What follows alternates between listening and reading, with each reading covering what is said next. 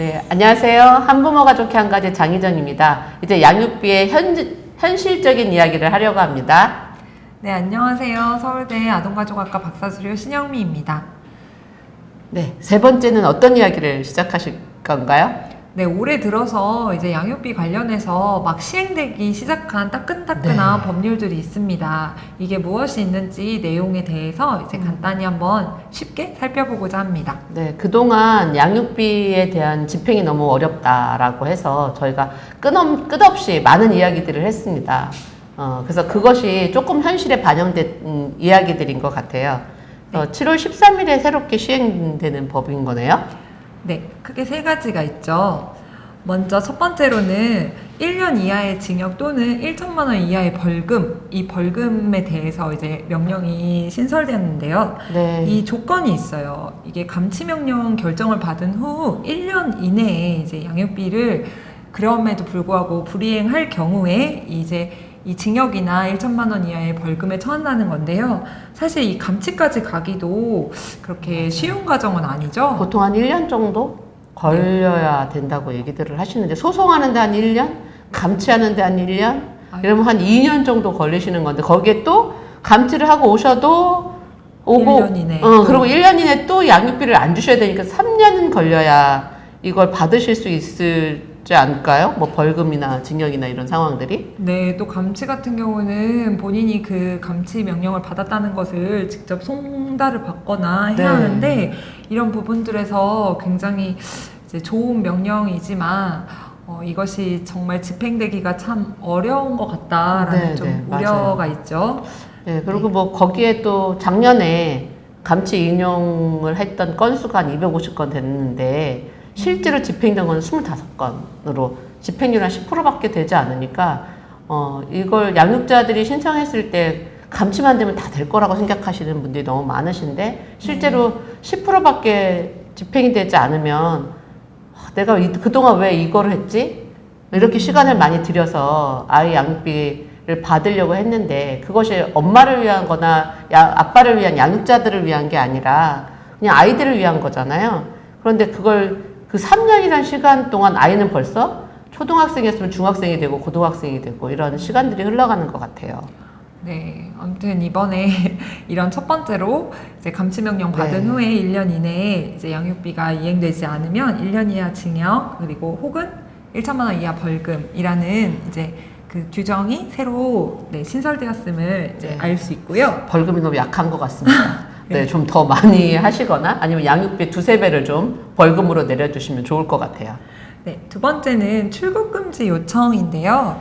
이 출국금지 요청 같은 경우에도 동일하게 자녀의 양육비를 지급하지 않아서 감치 명령까지 받았음에도 이를 이행하지 않는 사람에게 요청할 수 있죠. 근데 그게 네. 다가 아닙니다. 네. 네, 출국 금지 대상이 따로 있더라고요.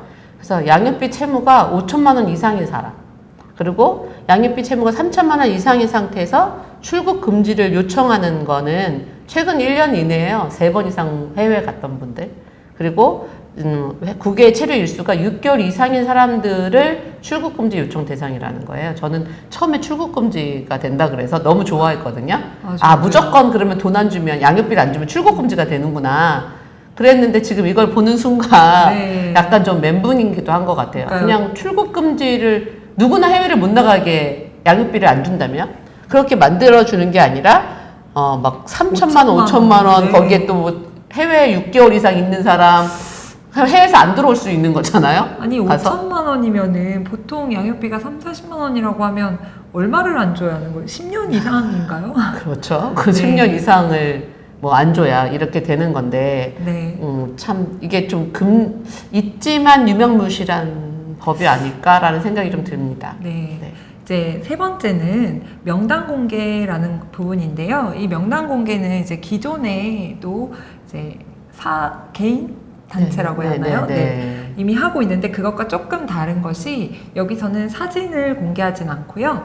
양육비 그 채무자, 즉 비양육부모의 성명, 그리고 나이, 직업, 주소 또는 근무지, 그리고 이제 얼마나 이제 그 양육비를 주지 않았는지 금액과 그 안 준 기간에 대해서만 이제 정보를 공개한다고 합니다. 네, 양육비 채무자인 분이 좋은 직장을 다니신다면 근무지를 알리는 경우 효과가 있으시겠지만 네. 그렇지 않으신 분들이라면 아마 근데 근무지가 좋다면 저는 아까 앞에서 전에 2부에서 말씀드렸던 압류 뭐 이런 게 들어가죠. 직접 지급 명령 이런 게 그렇죠. 벌써 들어가지 않았을까요? 그렇다면 명단 공개도 사실은 신상 공개랑은 좀 다르지만 얼굴이 공개되지 않는 부분에서 그냥 나이, 이름 뭐 이런 걸로 하는 건 좀 네, 좀 아쉬움이 남는 부분이에요. 네, 아무래도 우리나라가 좀 체면 문화라고 해가지고 네. 얼굴 사진이 딱 보이는 것과는 약간 효과가 부분에서 살짝 이제 의구심이 들 수 있는 부분입니다. 네, 법이 뭐 바뀌어서 발전적으로 바뀐 거 너무 네. 환영할 문제긴 하지만 조금 더 실효성 있는 법으로 좀 바꿔주시는 게 좋지 물론 않을까. 뭐 무조건 나쁘게만 하는 것도 좋은 방법은 아니지만 네. 그래도 인식이 개선되는 방법이 제일 좋겠지만 그래도 이런 부분이 조금은 생각을 다시 한번 하실 수 있는 기회는 되지 않을까 싶습니다. 네. 그래서 이 세 가지를 한번 정리를 해보면 이제 여기 밑에 부분의 표에 보시면 출국 금지, 명단 공개 그리고 벌칙 이렇게 지금까지 설명을 드렸고요. 이제 작년에 만들어져서 올해 시행 중인 것 중에 하나가 또 운전면허 정지 처분이 있습니다. 네. 근데 이 운전면허 정지 처분 같은 경우도 똑같이 자녀의 양육비를 정당한 사유 없이 지급을 하지 않아서 감치 명령까지 받았음에도 불구하고 이제 이행하지 않는 경우에 이게 적용이 됐고요. 또 생계 목적으로 이렇게 운전을 맞아요. 하는 경우는 또 예외로 두고 있어요. 그래서 이 부분에 대해서도 이렇게 예외 조항이 많은 것일까 이제 이런 생각이 들긴 합니다. 네. 아이를 키우시는 양육자들에게 주시는 양육비가 저는 아니라고 생각합니다.